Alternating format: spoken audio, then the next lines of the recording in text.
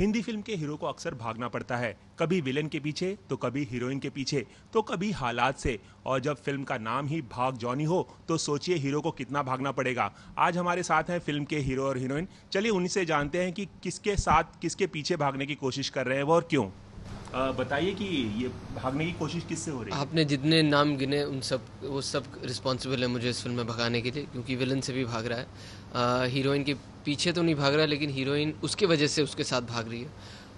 एक थ्रिलर है, एक हाई कॉन्सेप्ट फिल्म है, जहाँ कुछ ऐसा होता है हीरो की ज़िंदगी में जिस वजह से उसे दो ज़िंदगियाँ जीने का मौका मिलता है।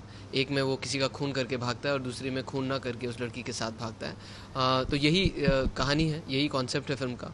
और 25 को रिलीज़ हो रही है। अब ज़्यादा तो अपने ट्रेलर और गाने देखें, अब हम चाहेंगे लोग आके सिनेमा में देखें इस फिल्म को। ये तो भागने की कोशिश कर रहे हैं, इस भाग में आप क्या कर रही हैं? मैं भी इनके साथ भाग ही रही हूँ। फिल्म के शुरुआत में पता चलता है कि ये अचानक से मेरे ज़िंदगी में आ जाते हैं और मेरे पास और कोई चारा नहीं होता बल्कि इसके साथ भागने के लिए, क्योंकि अगर मैं नहीं भागूंगी तो ये जो लोग मेरे पीछे पड़े हैं वो मुझे मार डालेंगे। और भागते भागते मुझे पता चलता है कि ये मेरे साथ क्यों हो रहा है, ये लोग कौन है। धीरे धीरे स्टोरी अनफोल्ड होती है। अच्छा, ये शायद एक मर्डर मिस्ट्री जैसी पेश की जा रही है प्रोमो में, तो ये बताइए कि इसके इंटरेस्टिंग एस्पेक्ट्स क्या हैं फिल्म के, क्यों देखनी चाहिए लोगों को फिल्म? देखिए, जैसे आपने कहा कि मर्डर मिस्ट्री एस्पेक्ट, दो कहानियाँ हो जाती हैं, तो खुल जाती हैं, तो एक मर्डर मिस्ट्री बन जाती है और एक सस्पेंस रह जाती है। तो बहुत अभी मेरे को ये सडनली आपसे आइडिया मिला है कि इसमें एक मर्डर मिस्ट्री एंगल भी चल रहा है, जो हम तक अभी हमें सिर्फ इसे हाई कॉन्सेप्ट कह रहे थे, क्योंकि एक खून करके भागा है, तो वो ट्रैक एक्चुअली मर्डर मिस्ट्री बन जाता है, क्योंकि आपको पता चलता है इसने खून क्यों किया और किस वजह से किया और उसके पीछे क्या राज है। और जिस ज़िंदगी में ये खून ना करके उनके साथ भागता है, वहाँ उन दोनों के लिए वो सस्पेंस अनफोल्ड होता है कि ये उनके साथ क्यों हो रहा है। तो ये फिल्म मैं इसीलिए कहूँगा देखें, क्योंकि एक, जैसे मैंने आपसे कहा, एक हाई कॉन्सेप्ट फिल्म है। एक थ्रिलर को एक नए ज़रिए से पेश करने की कोशिश की गई है, एक कहानी को एक नए ज़रिए से बताने की कोशिश की गई है। और कहीं ना कहीं मुझे ऐसा लगता है कि दो अलग अलग कहानियाँ एक साथ जोड़कर एक अनोखी कहानी बताने की कोशिश है। अच्छा जोया, ये बताइए कि आप पहली बार कुणाल के साथ काम करें, कैसा अनुभव रहा कुणाल के साथ काम करना? बहुत प्रैंक्स प्ले करते हैं, मस्ती करते हैं, कुछ थोड़ा सा एक्सपीरियंस शेयर कीजिए। मस्ती भी करते हैं बहुत, कभी कभी सीरियस भी होते हैं, पर मेरे लिए तो वो वॉकिंग टॉकिंग एक्टिंग स्कूल जैसे थे। शुरू से लेके अंत तक मैं तो, जब मैं शॉट में नहीं होती थी, मैं बैठकर मॉनिटर में देखती थी कि ये कैसे एक्टिंग करते हैं। और मैं बहुत अमेज हो जाती थी वो किस तरीके से शिवम सर के साथ बात करते थे, कौन से सवाल पूछते थे। मैं ऐसे हमेशा सोचती थी कि इनका मन ऐसे कैसे चलता है। आई गेस कि वो एक्सपीरियंस से आता है, क्योंकि इन्होंने बचपन से कितने लोगों के साथ काम किया है, इतने फिल्मों में काम किया है। तो मेरे लिए बड़ा ऐसा लर्निंग एक्सपीरियंस जैसा रहा, more than if you would ask me, fun से ज़्यादा मेरे लिए लर्निंग एक्सपीरियंस था ये।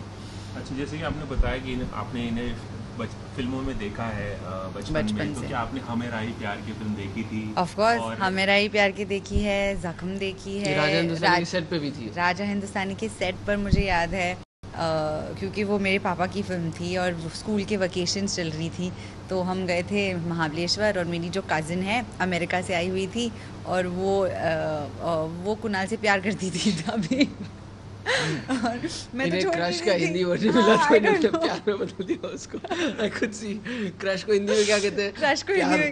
क्रश को मतलब क्रश था कुणाल पर, तो वो मुझे ले जाती थी बार बार, चलो ना सेट पे चलो ना, और हम कुणाल के पीछे भागते थे वहाँ राजा हिंदुस्तानी के सेट पर। तो मुझे याद है बहुत क्लियरली। पता नहीं था कि आगे जाके मैं उनके साथ फिल्म करूँगी। कुणाल, ये तो आपकी बचपन के फ़ैन निकले, आप क्या कहना चाहेंगे इस बचपन के फ़ैन? मेरी खुशनसीबी है, मुझे बचपन में पता भी नहीं था कि लोगों को मेरे पे क्रश है। मैं तो ऐसा समझता था कोई मुझ में इंटरेस्ट नहीं लेता, लेकिन अब मुझे अपने बचपन के बारे में नई नई चीज़ें जानने को मिल रही है, तो बड़ा अच्छा लग रहा है। ये बताइए कि आपका एक्सपीरियंस कैसा रहा जोया के साथ काम करने का? बहुत अच्छा, मुझे बहुत मज़ा आया जोया के साथ काम करने में। इनफैक्ट जोया मेरे लिए केस स्टडी है, क्योंकि बहुत ही अनोखी एक्टर और अनोखी इंसान है ये। बहुत ही अमेज रहती थी हमेशा सेट पे। हालांकि क्योंकि फिल्म फैमिली से हैं, तो आपको लगेगा कि सब कुछ देखा है, सेट्स पे रही हैं, असिस्टेंट डायरेक्टर रह चुकी हैं, लेकिन जिस तरह से वो एक बच्चे की तरह सब कुछ पहली बार नोटिस करती हैं, और हर चीज़ में इतना क्या बोलते हैं, सेंस ऑफ सेटिस्फैक्शन मिलता है ना इनको। वो कोई कहीं ना कहीं मुझे जलन भी होती है इनसे, क्योंकि छोटी छोटी बातों में इतनी खुशी और इतनी सेटिस्फैक्शन ढूंढ लेती हैं। मुझे लगता है यार मुझ में भी ऐसी खूबी होनी चाहिए कि you be happy with what you have. but I think as an actor also we could see even Shivam sir और मैं जब बात भी करते थे from the day one जैसी थी वो सेट पे, और जो आखिरी दिन पे हमने जो सीन किया उसमें हम खुद देख सकते थे कि काफ़ी बदलाव आया. So I think if she keeps doing this, she'll only get better and better.